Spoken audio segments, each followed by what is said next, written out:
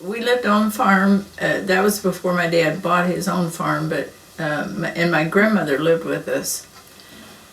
And I'm not sure if my grandfather was living, I think he was still living too, but my grandmother was outside and this little pony, and I'm sure it probably just wanted to play, but I was little and didn't know that it wanted to play, so it really frightened me. And I was running from it, and my grandmother came out and let me through the gate and closed the gate so the little pony couldn't get to me. And that really stuck in my mind because that was about the only thing I ever remembered her doing with us. You know, even though she lived with us, she was living with us when she passed away at 94 years of age. But life was pretty much about her. So we really did, and we didn't know my dad's parents. His mother died when he was, I think, 2 or 3 years old. So I never, and then his father died shortly before I was born, I think. So that was the only grandparents I knew. I loved my grandfather, my mother's dad. He was just so kind and sweet. That's where my mom got her personality, I guess. But my grandmother was, my sister and I always kind of referred to her, which is probably unkind, but as a little spitfire. You know, she just, she was not the kindest to my mother. And was she still with you there at Pocahontas? Mm-hmm. She passed away there in that house at Pocahontas. When we moved into town, she came to live with us then. And so that was the only memory that I had, a real positive memory, I think, of her. They called it breaking up housekeeping. That was I don't know if that was just a southern way of saying it. But anyway, they just kind of, I guess, reduced their furniture and belongings and things down and move in with one of their children. And so they would live with this one, and then they would live with this one, and then I do remember my uncle had a little house in his yard, and they lived in that at one point. I was there one time, and I always thought that was a neat idea. They could have their... The Amish do that, don't they? They have their house. They just enlarged their house, you know, they still connected, but this was a little house separate. But I thought that was a neat idea that they could have their privacy. They could go to bed when they want to, get up when they want to, and somewhat take care of themselves, but yet have someone close by if they needed help. Mm-hmm. But they would do that when they were probably 60 years old, maybe even younger, 60 at least. But like I said yesterday, lifespan was shorter then. You know, right. People usually didn't. Even though my grandmother lived to be 94, I don't think she died from hard work, ever. My mother told me things about her growing up years of how she had to cook and stand on a stool to reach the cabinet top and, you know, cook for her brothers. And my grandmother would supposedly be sick a lot, and yet she lived to be 94, you know. So.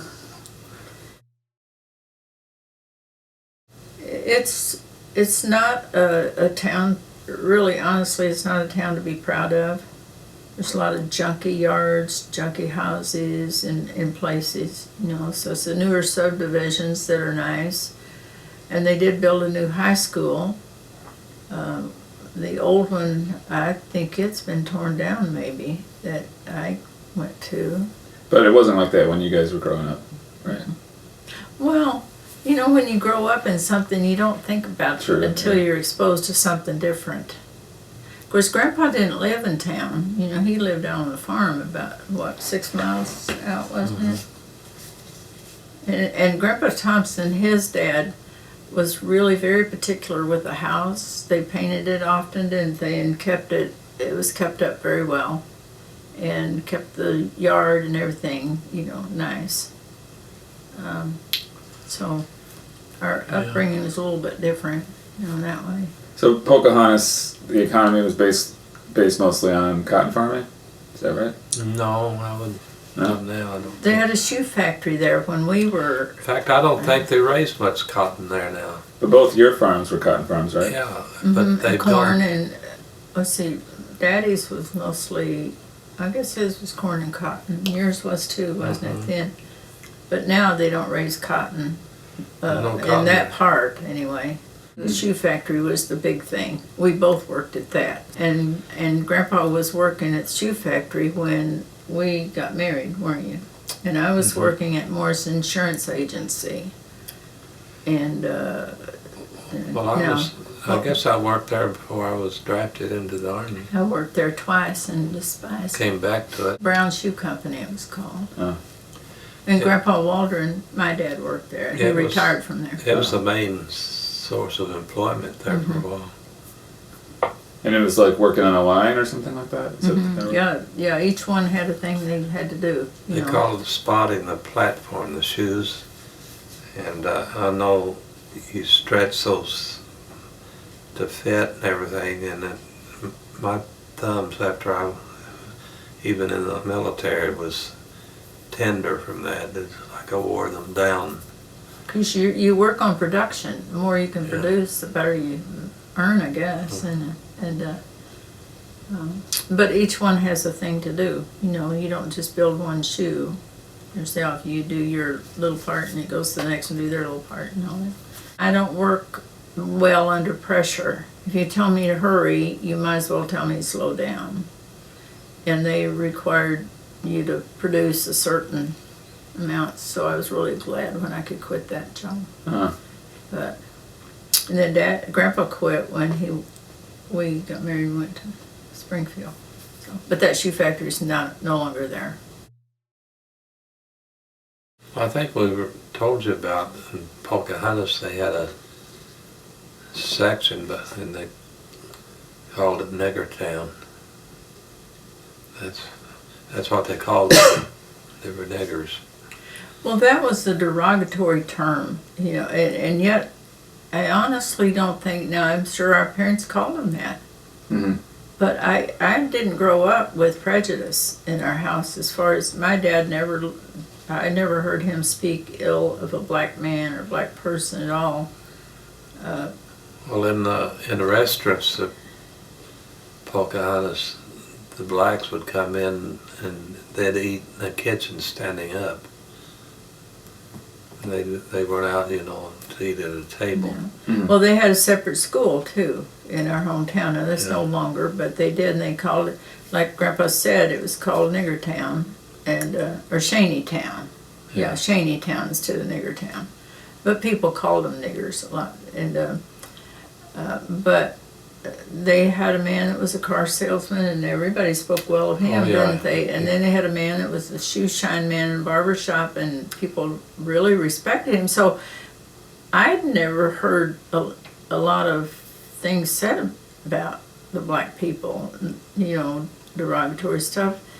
But they just had their school, and we had ours, and now that's of course integrated, you know. So,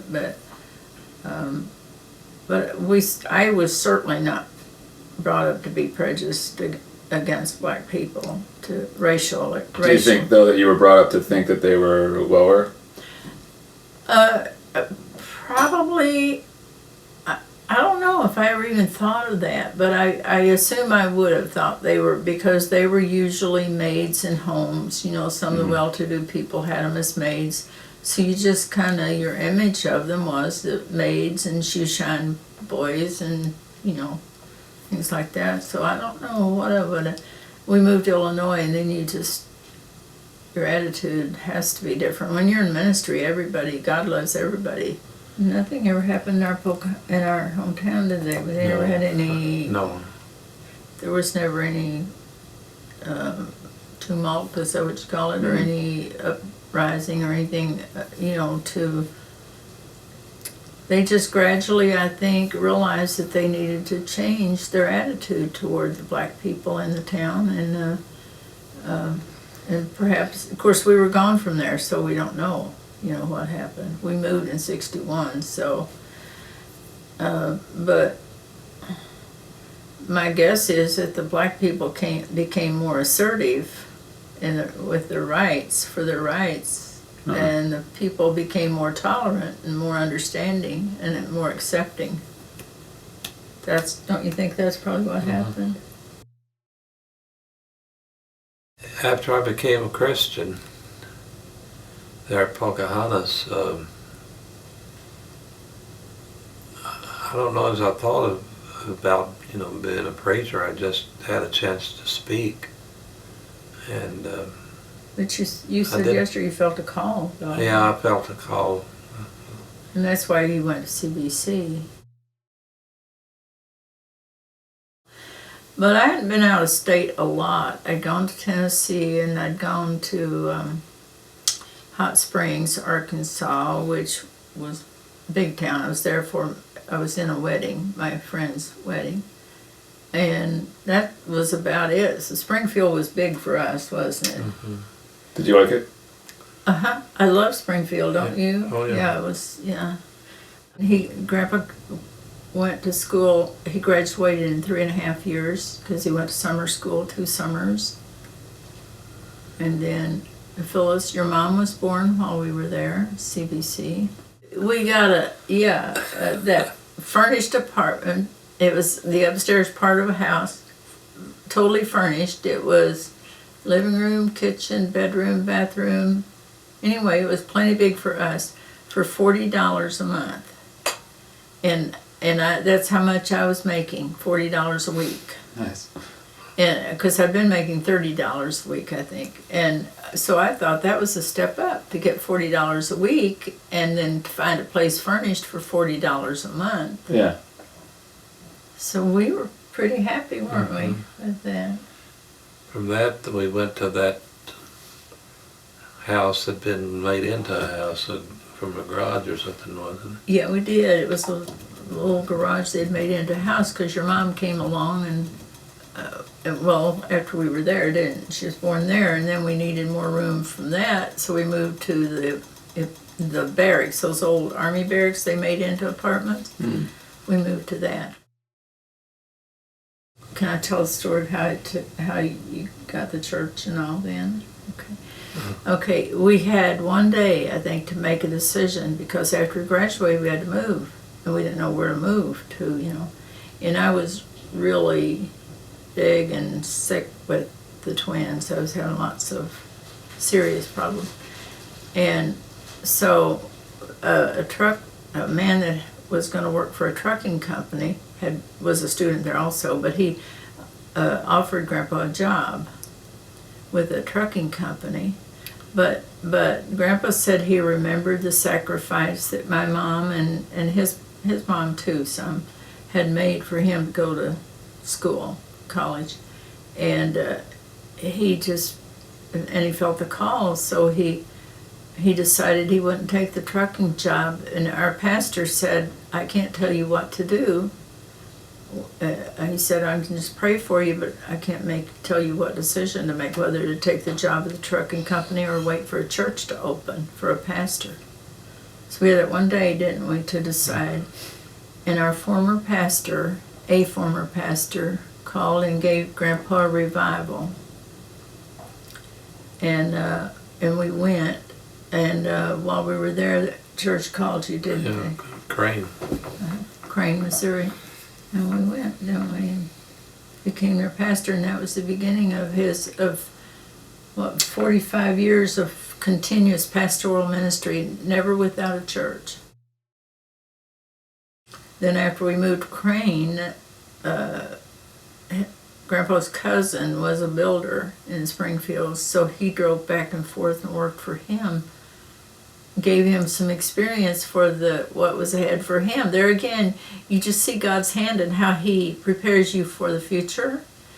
And he got that experience with his cousin in building, and he built really nice homes. He was very particular about everything, wasn't he? Mm-hmm. And little did we know at that time that Grandpa would lead 3 churches in building programs. Mm-hmm. So when Trish was born and we had to leave her in the hospital for a month, we lost her twin, and that was a horrible time. What was her name? We didn't officially name her. I just thought I wanted their names to match, Latricia and Patricia, which is probably not a smart way to think of it, but we did. On her headstone is just Baby Thompson, or Okay. Infant Thompson, wasn't it? So we never really gave her we should have, but I was really sick before I went in. I was in the hospital for 5 days and then she was born, and then I was in there a while afterward. And we had to leave her in Springfield, and we were living 30 miles away at Crane, and we didn't have any money to go see her. Sorry, but it was a hard time. But we had to have our bill paid every week. We had no insurance. But there again, God just provided. We had people sending us gifts of money and help that we had no idea how they knew that we were having a problem. Well, they were at Rockford, weren't they? They were friends of ours, some of them that had moved from Pocahontas to Rockford, and I think they heard of it through our families from Pocahontas, maybe. And but we had always lived on that scripture in Philippians 4:19, "My God shall supply all of your needs according to his riches and glory." And we just learned to go to the Lord in prayer about our needs, and then he reached down into hearts wherever they were, and through them they met our needs, and we brought her home. Our bill was paid, wasn't it? Mm-hmm. But we went to get her, and they said she couldn't go home that day. She had to have a blood transfusion, so we went home again with empty arms, and then we had to go back and get her. I mean, we went back to get her then in about a week, I think, after that. She had to have that blood transfusion, and they put her on some medicine then, but we just felt God healed her, didn't we? The church really prayed, and she got okay. They called her baby sister. That'd be something. They were praying for baby sister. They really prayed earnestly, and she got better right away. And then they said she had a heart murmur, but look at her, how strong she's been. Yeah. You know, gone through so much with that cancer and all. So she She always was so tiny, you know, you could just hold her. 3 pounds Yeah. and 10 ounces. You could hold her in your hand like that. I always thought she kind of felt like she needed to make up for her being small, kind of, because she was always a little bit, you know, small boned and all. You know? So she's always been pretty strong. You know, so I had I don't know if you call it a disease, but whatever it was called hydramnios. And it was very, very rare. The doctor said that he had called different places trying to get information, and it was one in, I don't know how many thousand he said. And I just had sores on my feet and hands, and I got huge, didn't I? Just couldn't even find a maternity dress that fit, you know, and sick, a lot of pain, you know, and so they said, the doctor there in Crane came to see me one night, and because I was in so much pain, and he said, I just have too many gray hairs in my head for this. I'm going to send you to a doctor in Springfield, specialist. So they did, and that's when they discovered they were twins. I was carrying twins. We didn't know it before that. And so they said that sometimes even the mother loses her life when you have that disease, and the babies are born deformed and different things. So we never got to see our other baby. So that was hard. But they said you don't want to, but if that were now, they'd let you see it. Flippin, Arkansas. It's a retirement area. Bull Shoals Lake and Norfolk Lake are close, and it's a thriving place now. But it was really a little wide place and road then, wasn't it? Yeah. From then on, you know, I never had to work outside the church. We moved to Fulton, Illinois, and the church grew there. Then we moved from there to Kankakee, and then we moved from there to Clinton. Grandpa tended to be just a little restless. He, you know, he kind of liked to move, I think. Okay. But we always felt we didn't want to overstay our time. Now things have changed a lot now. Pastors stay a lot longer now. They just hang in and do it, you know. But we would, if we felt our time was up, we moved. Well, that Clinton during that building program. There's troublemakers and you name it. They were meeting in an old building, but they had 5 acres bought to build a new building. And Grandpa led them in the building there at Clinton. I wish you could see it. It's just wonderful brick building, and your Uncle Steve designed the dove. Descending Dove. Yeah. Descending Dove.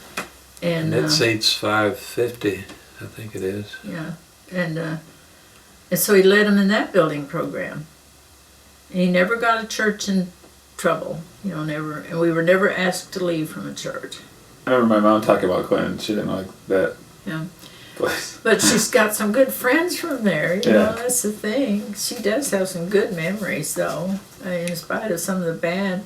But see, she got married when we were there, and of course moved and left. Well, she'd first left to go to CBC. Then Trish left to go to Burge School of Nursing in Springfield. And then Stephen left to go to SMS, what it was then. It's no longer that name. But so Scott was the only one home, and we moved to Rockford then.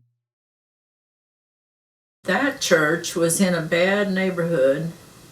It had become really a rundown area.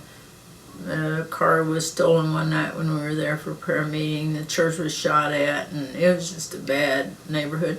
So they had bought 10 acres out to build a new church, and Grandpa led them in that building. Well, Rockford, the size of the building was what I thought I was getting into at Clinton. And you give an idea to an architect, and they draw the plan. And at Clinton, I told somebody to seat 450, and they said, Pastor said, you're wrong. I said, this will seat 5 or 650, I think it was. I think they first told you 650, and you all moved them somewhere. Well, we just put the pews a little farther apart, cut down on the seating capacity, and make it a little better. After 11 and a half years at Rockford, he was feeling he wanted to move again, and he really kind of wanted to pioneer a church. They started from scratch, not take an established one, but the church at Morton was open, and it was in desperate need of leadership. It was in a mess that it would take hours to describe it to you, the financial mess it was in. And like I said, Grandpa never got a church in trouble. He could always seem to bring them out, Well, because, I'll back up a little bit, the church at Rockford, we went there on a salary plus a percentage of the income. So when the church grew, as it grew, that increased our income. So that's how we had some extra money to live on now. He just had him to put it in his ministerial benefit association, for retirement. Uh-huh. So anyway, the church at Morton was in terrible need, and so he said one day, because you fluctuate back and forth, think, should we go or should we not go? And he said, well, almost in tears, I don't think I can live with myself if I don't try. So we went, and within 6 months, he had the thing turning around. Out of all the churches, that's my least favorite. Really? Yeah. How come? I never felt like I was on the inside of I always kind of felt like an outsider with the women's ministries and things, and I don't know, it was just tough, wasn't it? Because he had to put the skids on their spending. Some of them didn't like that. But now then, that is the church that's done the best. We went back there. He saved the building for him. To visit, and I mean, it was... Did they remember you? Anybody? No, because it's almost totally new congregation. Right. It's younger. Younger pastor, I think, in his 30s, and So we've been gone 20 years. I think they have a service on Saturday night and 2 on Sunday morning. Mm-hmm. Uh-huh. And we just went there and visited. I just marveled, at the progress and how well that was doing. Well, then Grandpa had in his heart to pioneer a work. He wanted to just start one just from nothing, So, How old were you when this would be happening? let's see, we moved here in 20 years ago in 92. So figure it out. He was born in 30, so it'd be 62 Okay. for him, 61 for me. So almost retirement age. Yeah. Well, that's one way we did it. We started drawing Social Security. So we started meeting in a building up here in the park. We had 22 people, was it, first Sunday? And so then, like 2 years up there, and then 2 or 3 downtown in a mall, strip mall, and then they built the church, and it's there now, And really, that's the most fulfilling of any of it, wasn't it? Mm-hmm. Because that was built from nothing. Yeah. Mm-hmm. You make your own problems, Daniel. When you take another church, you inherit some problems, Right. You got people in the church that want to tell you how to run it and how they've done it before. I always wanted to, to plant a church. I don't know, it's just a call, I guess, that I wanted to plant a church, start from scratch. Did you know they honored Grandpa for 50 years of ministry, No. being ordained for 50 years? That He was was- the only one that year that they honored, There was the only one that reached that mark Well, at that that was, time. They gave him a standing ovation. gave me a standing ovation to 2,000 people. Pretty exciting. Is that a highlight of your life? Yeah, in a way it was, And not a blight on his ministry. I mean, he always... That's a long time to have a relationship with an organization and have it be good. Do you have overwhelmingly positive feelings about the Assemblies of God? No. Do we? Well, we were assembly, but there's a lot of... There's a lot of politics in it. The thing is, Grandpa is not a slap you on the back, happy-go-lucky guy that plays up to people. Okay. No. And somehow, if you don't do that, you don't get promoted too much, But I think they just knew he was a solid, stick-with-it preacher, preach the word. The fulfilling thing is that every church we pastored, we saw progress, growth. They're still going. Yeah, they're all still going, and Oh, and a little side note here, when they were going to honor Grandpa, I wanted to get pictures of each church that he had pastored, because they showed it on a PowerPoint or whatever you call it, And he pastored a little church out from Springfield called Rimby, and what they call it, outstation they call it, Yeah. I think. And so he pastored out there for a while he's a student at CBC. So when they were going to honor him for the 50 years, I wanted to know if that church was still going. And so I wrote a letter, I guess, to headquarters, didn't I? And they said that it had been still going. It did close down about that time, I think, because it was out in a rural area and it just couldn't make it, I guess. But for 40 years, didn't they say it went on, So that was pretty neat to know. yeah. And, I have to tell you this funny thing while we were at Springfield. I thought it a while ago. Grandpa loves to, I don't know, joke you, or I don't know what to call it, but we were going down this hill and up, and we had that 88 Oldsmobile, I think it was, and he was gassing it or something, doing something, and I just reached over and turned the key off. Why? Because he was being goofy, and I don't know I don't remember now whether you were going too fast or just trying to scare me. I guess trying to scare me, because he's always liked to do that. Well, you know what happened when I turned the key off? It blew the muffler. Then he made me drive it to the shop to get it fixed. So I'm driving across town with that old 88 Oldsmobile with the muffler bad. It made a lot of noise. So I never turned the key off again. They are alike, but they're different. I've always said I had too strong-willed and too pliable. Like Trish and Steve were real easygoing, but Trish and Scott had Phyllis and Scott, strong wills, kind of, But see, a strong will is not bad. if you channel it, if it gets channeled in the right direction, it can be a plus for you. Well, you're both strong-willed, wouldn't you say? You and Grandpa? Yeah, I think so.